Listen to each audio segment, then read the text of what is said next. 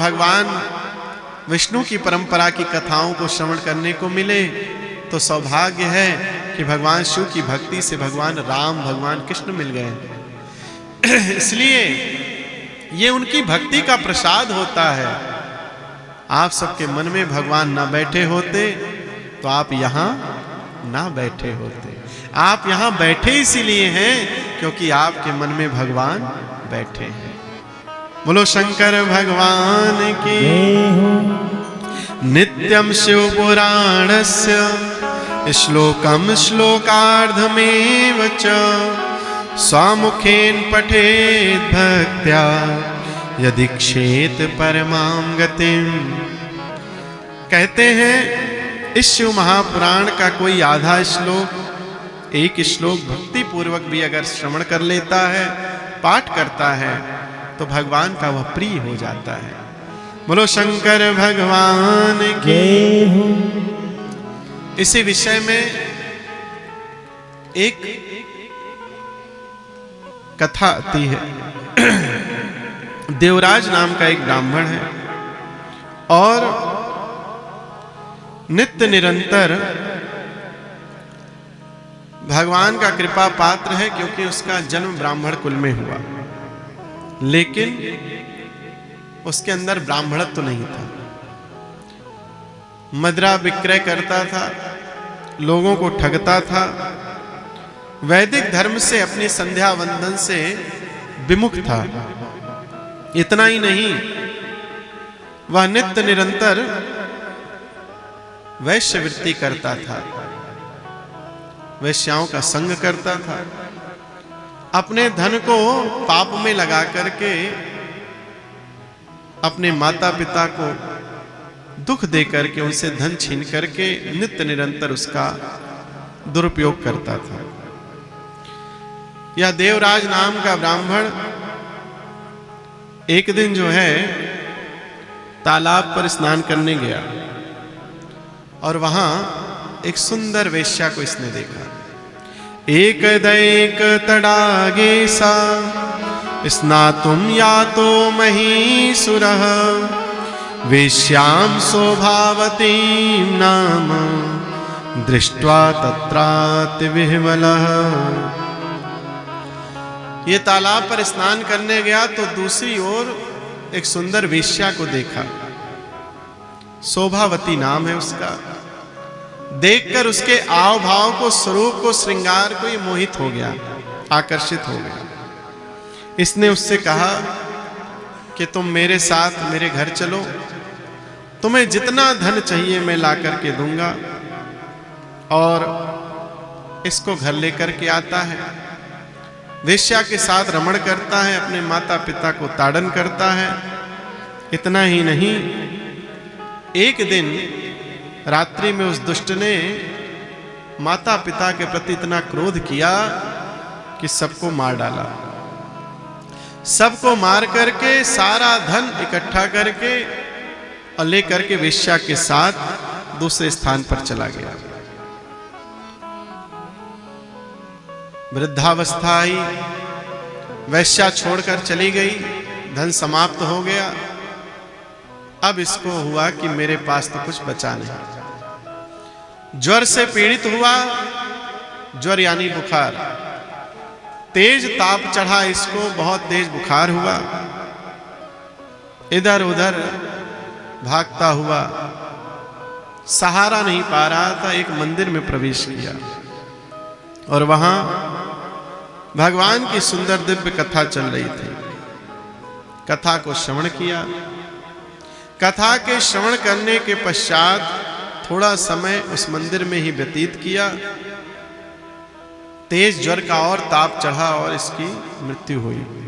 मृत्यु होने के बाद यमपुर से यमराज आ गए। यमराज आए, बोले चलो भाई।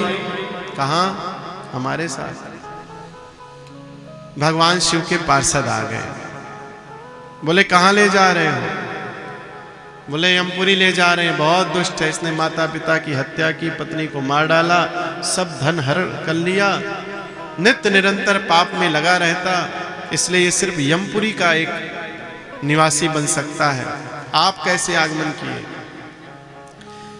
बोले इसने जो कार्य किया है वो सारे पाप इसके धुल गए।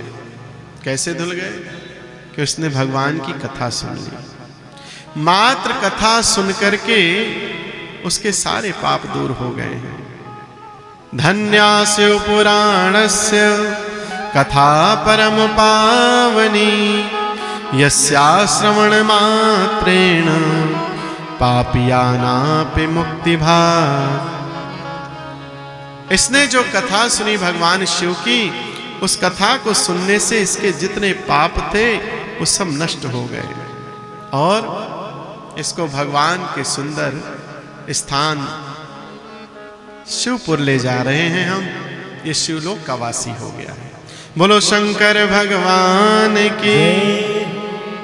इसी रूप में आगे एक और कथा आती है। दो कथाएं महात्म्य हैं, बस उस कथा को कह करके और फिर उसका पश्चात आज कथा का विश्राम महात्म पूर्ण हो जाएगा। कल से हम लोग शिव महापुराण के विद्वेश्वर संहिता की ओर चलेंगे। महाराज, समुद्र निकटे देशे ग्रामो वास्कल संज्ञकः वसन्ति यत्र पापेष्ठा वेद धर्मोज्झिता जना। वास्कल नाम का एक गांव है और जहां पर वैदिक धर्म से विमुख महापापी ब्राह्मण लोग रहा करते थे। ये इतने पापी थे कि एक दूसरे का व्यवहार नहीं करते थे, कभी संध्या वंदन पूजन नहीं करते थे। सारे लोग विषयों में लगे रहते थे। अपनी कामनाओं की पूर्ति करने के लिए ही नाना प्रकार के पाप किया करते थे। इसी स्थान पर एक विंदुक नाम का ब्राह्मण रहता था। पहले तो भगवान का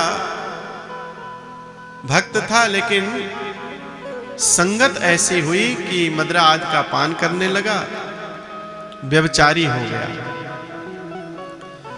इसकी एक पत्नी थी चंचुला। वो नित्य निरंतर अपने पति की सेवा में रहती थी। कभी एक क्षण भी अपने पति से पृथक किसी पुरुष का विचार नहीं करती थी। इधर बिंदुक वैश्यावृत्ति करने लगा तो कई कई दिन तक घर नहीं आता था। और जब आता, चंचुला उससे प्रश्न करती कि तुम कहां थे, तो कह देता मैं दूसरे नगर गया था व्यापार करने, या वहां गया था वहां गया था। बाद में आव भाव से पता चल गया कि यह किसी दूसरी स्त्री के संग में है, हमसे प्रेम नहीं करते हैं। और बड़ी पीड़ा हुई। कुछ दिन के लिए जब पुनः बिंदुक चला गया तो आज इस चंचुला के मन में भी काम जागृत हो गया, कामुक हो गई और इसने भी किसी पर पुरुष का संग कर लिया, दूसरे किसी पुरुष के साथ रमण कर लिया। एक दिन दो दिन बीता, अचानक से एक दिन जो है इसका पति उस समय आ गया जिस समय ये दूसरे पुरुष के साथ रमण कर रही थी। पकड़ लिया, खूब तो ताड़न किया, खूब पिटाई की, खूब मारा। उस पुरुष को भी खूब मारा, वो भाग गया और अपनी पत्नी को खूब मारा। मारने के बाद अपनी पत्नी से कहता है कि तुम्हें भी अगर ऐसा सुख चाहिए तो मेरी आज्ञा माननी पड़ेगी। क्या आज्ञा है? बोले कि जैसे मैं वेश्याओं के पास जाता हूं तो धन देकर के वेश्यावृत्ति करता हूं, ऐसे ही तुम मुझे धन कमा करके दो। दूसरे पुरुष जब तुम्हारे साथ संबंध बनाने आए, रमण करने आए, तो उनसे धन मांगो और वो धन हमको दो, जिससे कि मैं अपने वेश्यावृत्ति के सुख को उठा सकूं। इतना पापी कौन होगा? ऐसा पापी जो अपनी पत्नी से कहता है कि आप वेश्यावृत्ति करो। यह बिंदु महाघोर पापी कुछ दिन बाद मर गया। मरने के बाद प्रेत बन गया और महाराज कुछ दिन अवस्था जब चंचुला की भी वृद्धावस्था की ओर बढ़ी तो नगर से कुछ लोग जो है शिव जी की यात्रा के लिए गोकर्ण क्षेत्र की ओर जा रहे थे।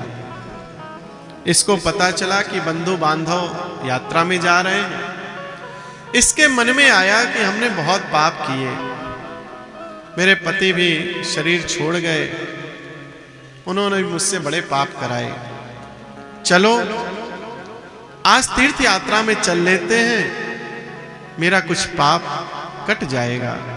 ये विचार करके और यह गोकर्ण क्षेत्र में अपने संबंधियों के साथ चल देती है। महाराज यात्रा में जाती हुई इस चंचुला को एक मंदिर में शिव कथा सुनाई दी। वहां शिव जी की कथा एक ब्राह्मण देवता कह रहे थे। इसको आवाज पड़ी, ये थोड़ी देर के लिए थक गई थी तो बैठने चली गई। जब बैठी तो उसी क्षण शिव महापुराण का चरित्र चल रहा था कि नरक में क्या क्या यातनाएं मिलती हैं जब प्राणी पापी होता है, और जिस तरह का उसने पाप किया है उस पाप करने पर उसको क्या नरक में भोग मिलता है, उसकी चर्चा चल रही थी। उस समय चर्चा आई कि जो कामुक स्त्रियां अपने पति को छोड़कर किसी और से व्यभिचार करती हैं, दोषपूर्ण जीवन व्यतीत करती हैं, वह जब यमपुर जाती हैं तो लोहे की सलाखों से, लोहे के डंडों से जो है उनको छिद्र किया जाता है, चोट पहुंचाई जाती है। यह इसके कान में पड़ा। अब तो इसको और घबराहट हुई, भय हुआ कि मैंने तो बड़े पाप किए हैं, मेरे अंदर कितने लोहे के जो है क्षण घुसेड़ी जाएगी, प्रवेश कराई जाएगी हमारे अंगों में। भयभीत हो गई।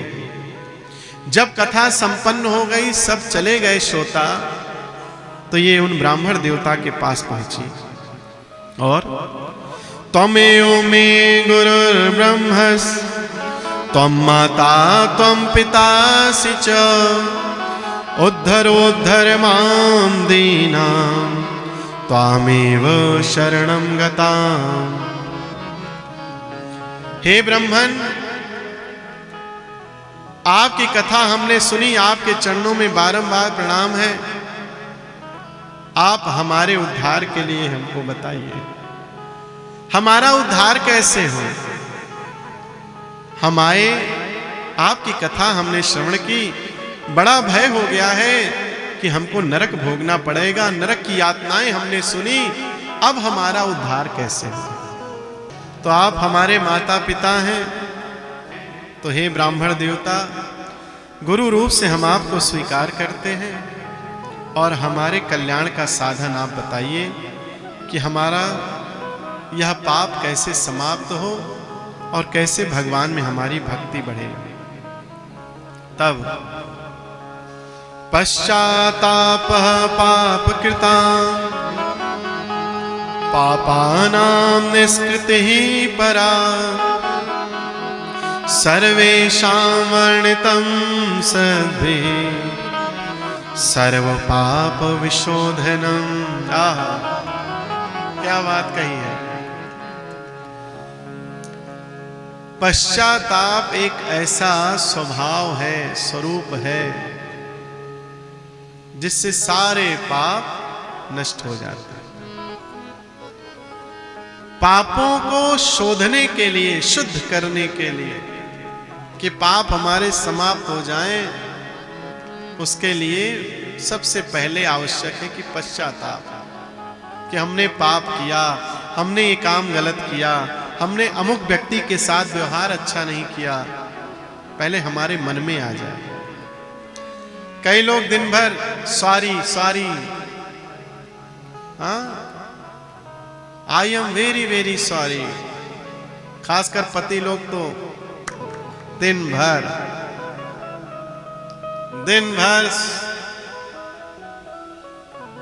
सॉरी सॉरी, गलती हो गई सॉरी। और माताएं प्रसन्न होती हैं, अच्छा लगता है कि देखो मुझसे माफी मांग रहे हैं। तो और दो